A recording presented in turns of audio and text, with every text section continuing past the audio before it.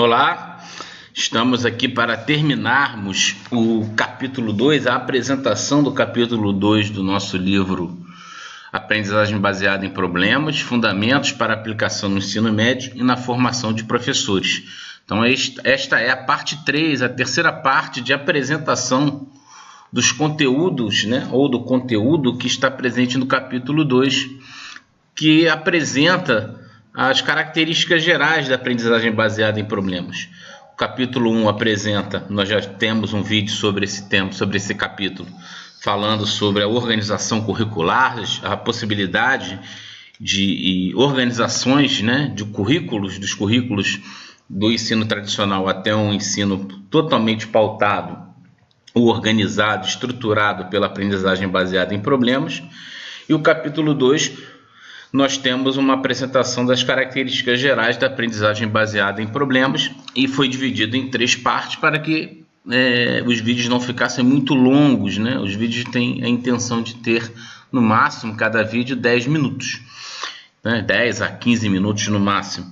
Então, hoje nós vamos falar um pouco sobre a parte final do capítulo 2, nesta parte 3, que é uma diferenciação, uma visão geral da diferença entre a aprendizagem baseada em problemas e o ensino tradicional.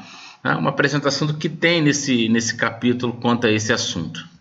Bom, essa imagem, acho que talvez vocês já viram em outros vídeos produzidos, mas mostra uma diferenciação básica da organização física estrutural de uma aula, de uma turma, de uma sala funcionando no modelo tradicional para uma sala funcionando no modelo de metodologia ativa pautado, fundamentado, alicerçado com os fundamentos da aprendizagem baseada em problemas.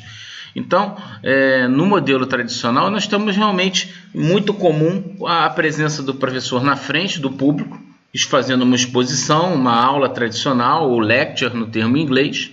Lembrando que na ABP é possível que algumas lectures sejam apresentadas, façam parte dessa organização curricular, mas não é o fundamento essencial da aprendizagem baseada em problemas, que é o que está representado nessa imagem da direita da tela de vocês. Ou seja, o professor ele tem uma função de ser o professor orientador do processo de aprendizagem dos alunos que trabalham muito tempo de forma colaborativa em pequenos grupos de trabalho, embora ocorra o estudo individual, o estudo autodirigido, e também o início do processo ocorre com a apresentação de um problema. Como nós já dissemos antes, o problema, a apresentação de um problema cuidadosamente elaborado é o que dá o pontapé para o processo de ensino e aprendizagem na ABP. Então, uma maneira de resumir isso, nós também já mostramos essa imagem, principalmente a imagem da direita, sobre a ABP, mas vale a pena relembrar. Desculpem o termo em inglês, mas eu achei melhor do que fazer a tradução e peguei as imagens originais. Então, no modelo tradicional, a gente tem uma concepção, uma lógica, no qual o professor chega na frente da turma, claro, ele prepara a sua aula, ele organiza a sua aula, ele faz um planejamento de aula, muitas das vezes, e ele diz o que precisa ser aprendido.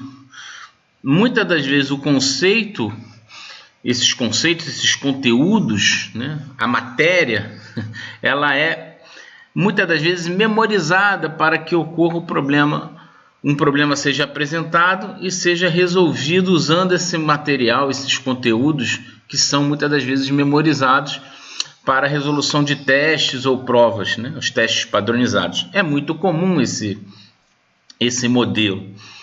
Inclusive quando a gente pensa no processo de avaliação, que faz parte também do nosso livro, em que muitas das vezes se faz uma média. De que forma? Faz-se uma prova 1, uma prova 2, ou um teste 1, um teste 2, e aí faz-se uma média, ou seja, e em cima das notas são divididos por 3 ou por 4, dependendo do número de avaliações, uma média aritmética, uma média ponderada, e dá-se uma nota. Na aprendizagem baseada em problemas, você tem uma outra perspectiva, que é fortalecida no processo, em que é a análise de um problema que é apresentado, em que a resolução do problema é feita, Aqui, estou passando aqui o mouse. E você tem um produto final. Muitas das vezes isso aqui pode ser um relatório, né, das atividades de resolução do problema e da solução do problema que é proposto. Muitas das vezes a solução desenvolvida, desenhada para um problema é diferente de um grupo para outro. E há vários processos ou vários instrumentos, melhor dizendo, de avaliação que passa do modelo tradicional de realização de testes ou provas, de modelos padronizados de resolução de testes. Importante também isso está no livro, pensar aqui no modelo em metodologia ativa. Muitas das vezes você tem que repensar o espaço físico, claramente, tem que repensar os chamados tempos de aula, né? Os tempos de aula, muitas das vezes, eles não são mais aqueles tempos de 50 minutos ou 1h30 de aula, 2 tempos de aula de biologia, depois faz-se um intervalo e depois faz mais 2 tempos de química ou 2 tempos de geografia, isso no ensino médio ou também na formação de professores, no ensino técnico. Isso muda no processo da aprendizagem baseada em problemas, na qual o tempo de aula ele é convergido para o processo de resolução de um problema. Então, os tempos, ou o tempo que se dedica para a resolução do problema é que ganha protagonismo e não mais os tempos de aula de uma determinada disciplina. E muitas das vezes você não tem necessariamente as caixinhas, vou chamar de caixinhas aqui, da estrutura curricular em disciplinas. Você tem módulos ou você tem o potencial de uma maior estruturação curricular no sentido de promover a integração curricular ou muitas das vezes chamados de interdisciplinaridade. Então, o tempo de aula, o espaço físico, a formação dos professores que vão trabalhar como orientadores na ABP, a própria sensibilização e o preparo dos alunos para trabalhar com um modelo diferente do tradicional são aspectos que precisam ser pensados. Muitas das vezes também conversa com os pais, no caso da educação básica, de que o modelo de ensino é diferente do modelo tradicional. São questões importantes que precisam ser refletidas e que estão contidas no capítulo 2 do nosso livro. Para finalizar, indo já para o final do capítulo do livro, a gente tem uma tabela que foi estruturada para comparar, né, de uma forma sintética, uma síntese das características da aprendizagem baseada em problemas, comparando a BP com o ensino tradicional. Essa tabela foi modificada de um livro chamado de Thorpe e Sage, de 2002, em que ela coloca outros tipos de modelos de ensino, mas para o nosso livro a gente só fez uma alteração para fazer uma comparação de opostos mesmos, ou seja, da aprendizagem baseada em problemas com o ensino tradicional. Não vou ficar aqui dizendo coluna por coluna, porque senão o tempo vai estourar aqui do nosso vídeo. Mas, por exemplo, o problema é chamado de mal estruturado. O que significa mal estruturado? Já falamos sobre isso. Em que não é que ele é mal feito, ele é como se fosse um quebra-cabeças em que faltam peças. Tá? Então, ainda é preciso, ao ler o problema apresentado, o problema que foi construído, definir o que precisa ser aprendido, quer dizer, o processo de resolução do problema chamado do Well-Structured Problem, ou problema mal estruturado, é que muitas das vezes um mesmo problema pode ter caminhos distintos de resolução. Né? Um grupo de alunos pode ter uma proposta de resolução do problema completamente diferente de um outro grupo.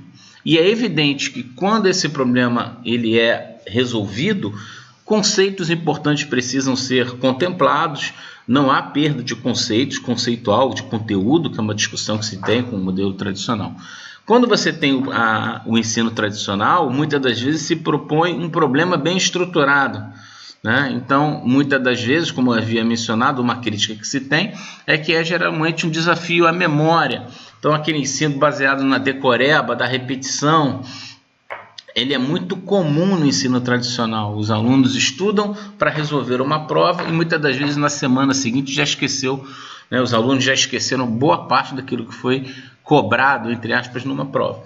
Então, na medida em que você trabalha com problemas, em que não há só um foco na aquisição de conhecimentos, mas no desenvolvimento do aprender a aprender, e que também numa lógica de problemas um atrás do outro, uma sequência de problemas em que os conteúdos de um problema,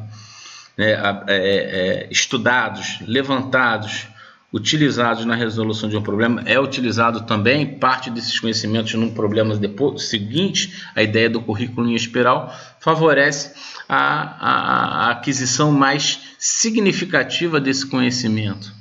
A ideia de que a informação é pouco apresentada pelo professor, ou seja, o professor, entre aspas, ele se esconde na hora que o problema é apresentado. Quanto mais tempo um grupo de alunos tiver experiência com a aprendizagem baseada em problemas, menos talvez seja a intervenção do professor orientador. Então, à medida em que há um amadurecimento da turma, do grupo de alunos em trabalhar com a ABP, menos o professor vai ter essa função de organizar todo o conteúdo e apresentar na frente da turma, seja na forma de slides, num PowerPoint, ou mesmo a educação narrativa, né? Vamos lembrar aqui do Paulo Freire, que também está lá no 6º capítulo, né? No último capítulo, discutindo os fundamentos ou os pressupostos pedagógicos da ABP. Então, os professores vão ter uma função de orientar, né? Ele pode ser, de certa maneira, um parceiro de investigação dos alunos. Ele também vai ter um papel importante de avaliar a aprendizagem dos alunos, mas ele não vai ter aquela estrutura de escolher tudo e direcionar todo o processo de como os alunos vão estudar e aprender os conteúdos e desenvolver as competências e habilidades propostas no processo de ensino. Então, essa tabela lá atrás, já falei algumas coisas que estão nessa tabela, evidentemente. Então, tem uma comparação do tipo de instrução na aprendizagem baseada em problemas com o ensino tradicional, e vocês vão poder olhar não só dos dois modelos, mas de outros modelos. Vocês podem buscar maiores informações em outras fontes, mas do papel do professor, do papel do estudante, do foco cognitivo, o metacognitivo, papel do estudante no problema, o problema e a informação. A ideia do aluno ser parte interessada, chamado stakeholder na resolução do problema, é fundamental, é importante para ter até a ideia de motivação. Então, a ideia de se ter problemas relacionados com a vida real, que fazem parte do cotidiano dos alunos, que fazem parte do trabalho futuro profissional, né, na perspectiva de uma educação profissional tecnológica, de uma formação de ensino superior. É importante motivar os alunos e muitas das vezes discutir dentro de sala de aula problemas da vida real motivam os alunos nesse sentido. Porque muitas das vezes os problemas estão relacionados com a experiência pessoal, né, individual ou coletivo, né, dos alunos, né, do coletivo de alunos. Então, a ideia do foco cognitivo no ensino tradicional, já falei isso também, os estudantes, né, os alunos vão aplicar o conhecimento em situações de prova. A ideia de estudar para fazer prova. Então, é diferente do foco cognitivo na aprendizagem baseada em problemas, em que o processo de resolução do problema também é muito valorizado para que os alunos aprendam além da aquisição de conteúdos. Então, pessoal, no final do capítulo existe essa tabela comparativa.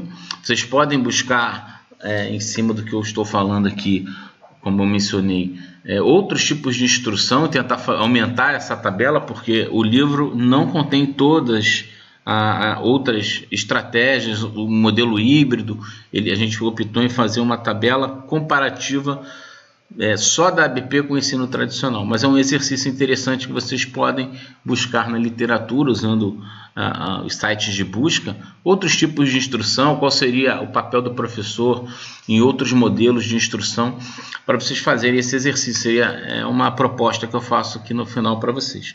Bom, então a gente está terminando aqui a apresentação do capítulo 2, vamos sempre fazer, vamos sempre estar apresentando aqui vídeos sobre o livro. Provavelmente no futuro, né, muito em breve, a gente vai ter um vídeo sobre construção de problemas relacionado ao capítulo do livro, a apresentação do capítulo do livro tratando sobre construção de problema, sobre as estratégias de avaliação e exemplos de aplicação da aprendizagem baseada em problemas, e também dos pressupostos pedagógicos da BP, que é o 6º capítulo.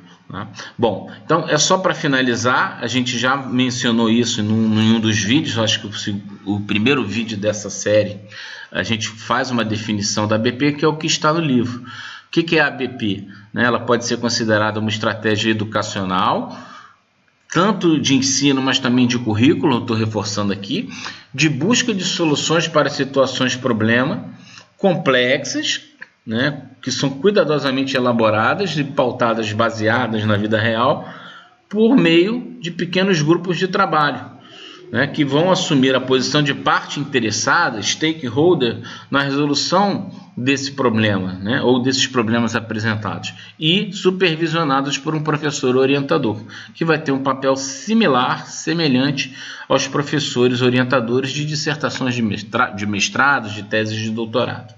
O professor não vem com seu conjunto completo de informações e dá as respostas prontas. Eu costumo brincar que às vezes o aluno, ou às vezes a gente quer que o professor faça a pergunta e já dê a resposta. Não, pelo contrário. Na ABP apresenta-se um problema que vai fazer com que os alunos trabalhem de forma sistematizada por meio de ciclos tutoriais ou ciclos de aprendizagem, o seu funcionamento normal, que a gente já discutiu isso, para que ocorra a resolução desse problema.